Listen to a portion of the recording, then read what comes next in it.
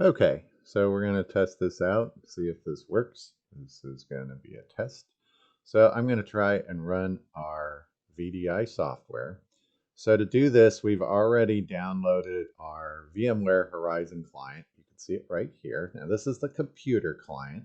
Wouldn't recommend using the web client. It's going to be slower. So this is the computer client. And by the way, this is my home computer screen. So I don't have any virtual machines running right now. I know that gets confusing which screen you're looking at, but this is actually just my regular desktop that I have at home, and I happen to have the client installed on this computer, and I have an icon right here. So I'm going to go ahead and click on the icon that I've installed. Here is the desktop to enter the VDI environment. So I'm going to go ahead and click on this. By the way, if you can't click on this, I found that sometimes my mouse doesn't recognize it. You have to exit out and just start it over again, and it usually works. But you should be able to click on it, and it should ask for your OK State information, OK State EDU email. So here's my regular email. So if you're a student, you'll have your okstate.edu email here. Type that in, and then I'm going to type my password. So, and then I'm going to say log in. It should be pretty quick. Might be a little slower than mine was there. These are the two desktops you actually have access to. The one you probably care most about is this OKM Creative. A little bit about both of these real quick, because again, these kind of virtual desktops flashing on and off can get a little confusing. This OKM Creative is all the software that OSUIT Creative Department has purchased for our students to use. So you can expect that anything your teachers are telling you to come to this VDI space for will be in here. And that's where we're going to go. This one, the Virtual Lab and SAS, that is actually OSU's open source public folder that they've given us access to. You as an OSUIT student can access this folder. You can use the software that's in this folder. It opens up a second desktop, but they do not have video cards running on their servers at OSU. So even though you're going to find products like Adobe in here, they're not going to run particularly well. And that's not your system. That's because the hardware required to make it run hasn't been purchased for those servers. And we can't do anything about that because it's an OSU system that these are running off of. But OSUIT's system is OKM Creative. So I'm going to go ahead and double click on that. And again, it may not open up quite as fast as mine did here, but it will eventually open. And now you are in the VDI environment. What you're looking at here is a desktop, just like you would be used to with any other computer, but this desktop is running off of servers in a far off land somewhere. And it's only a desktop in a virtual space. So you're not accessing another computer with monitors on it. You're accessing a server that's running this desktop. And so when you see this bright blue in the background, that's our VDI. Again, I know it can look a little confusing because you might have thought maybe it changed your icons around over here, but this isn't your desktop. This is actually the VDI that we're looking at. Over here are all the software that are currently available for our VDI. So you can see Keyshot is here, the Substance products are here, Unreal, here's ZBrush. In this folder are all of the Autodesk products, so Max, Maya, lots of others. You can access any of these that you want, all there for you to use. Um, uh, Everything's here that you would need. It also does have its browsers here for you, which you would want to use because you probably don't want to exit out to your own desktop. It's just you're going to have to log back in. It's kind of a pain. So you can see everything is ready for you here. If I click Alt Tab and you want to tab out to your desktop, you can't really do that. So it's a little bit different. You're running in the VDI environment right now, so you can't switch between windows on your machine and this machine. All right, So the quick tour here, there is a little menu up here that will help you. You can hit Control Alt Delete. So for instance, if this desktop was to lock up or maybe your mouse settings go wonky or something, you can just hit Control Alt Delete and then turn off the VM Horizon app and you'll just zip back to your desktop, or you can just turn your computer off and start it over again if you want to.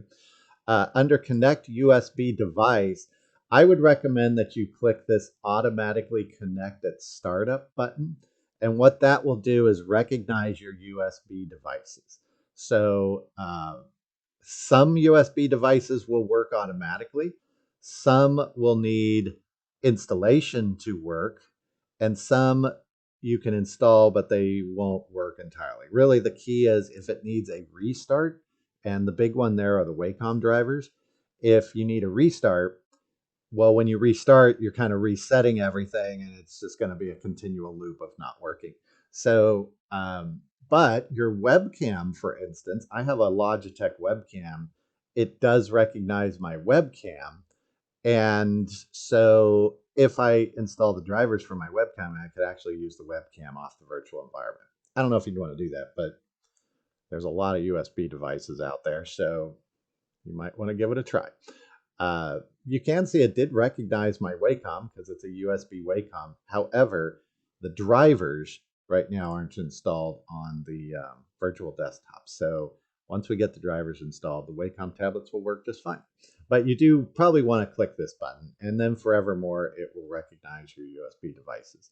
Under Options over here, just a couple things. I would leave Allow Display Scaling on.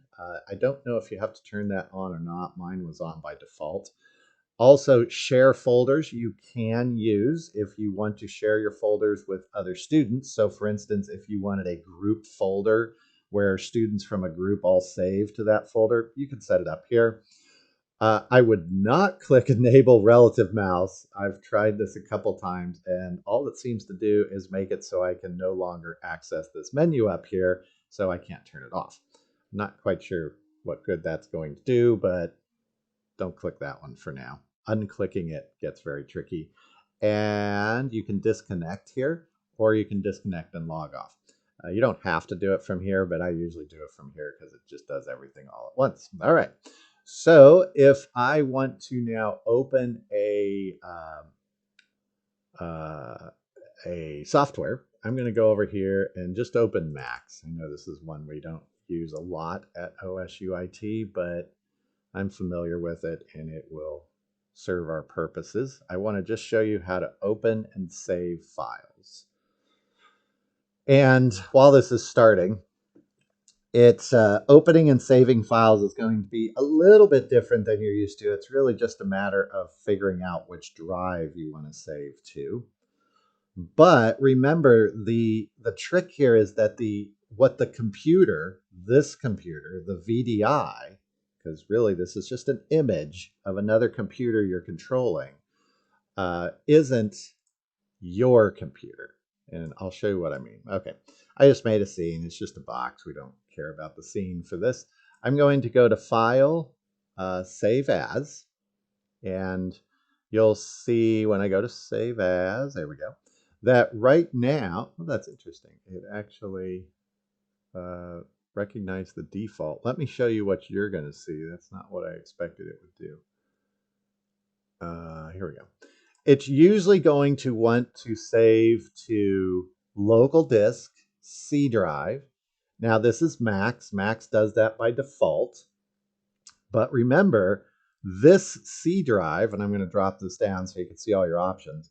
This C drive is not your computer. This is a computer far off land on a server. So if you save to the C drive, even though you're going to be able to access that file as long as your VDI experience, your VDI use here is in play, as soon as you log off, and the system will log you off eventually once you're not using it, it's going to wipe all the files on this. And it's just going to start over. So if I was to save this box scene in my C drive, some folder, it's just going to destroy everything that you just saved because you're saving this to another computer, another virtual desktop. So what you really want to do is you want to come down here to your drives. Now, if you don't see your drives here, remember you got to go up here and connect your drives. So if you don't see any drives here, they're not going to be named what you usually name them, or at least they might not be. I guess I shouldn't say that. I don't know for sure, but I don't think it will. And then I can come in here and I can save. Let me find the drive that I have been using. Here we go. So I'm using my Y drive. I have about 8 drives set up on this computer right now. So I'm going to save this as, I'll put it in all capitals so we can see it. It's just going to be called test box. Name it 3. You can see here I've been playing around with it, so I have some other tests. I'll hit save. And now that test box, I'm going to go up here and just reset my scene.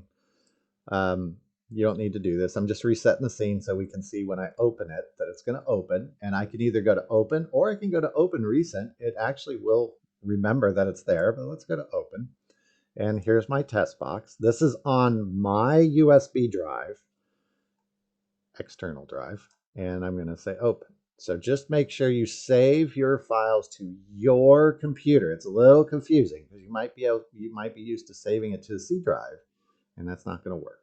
So that should allow you to open your files. Now, once you're all done, you can close your software if you want right here, and it will close. There we go. I'm going to close all these folders. You don't have to. When you're all done, go up here under options, and I'm going to disconnect and log off. And you can close this, and you're out of the VDI environment. Easy peasy.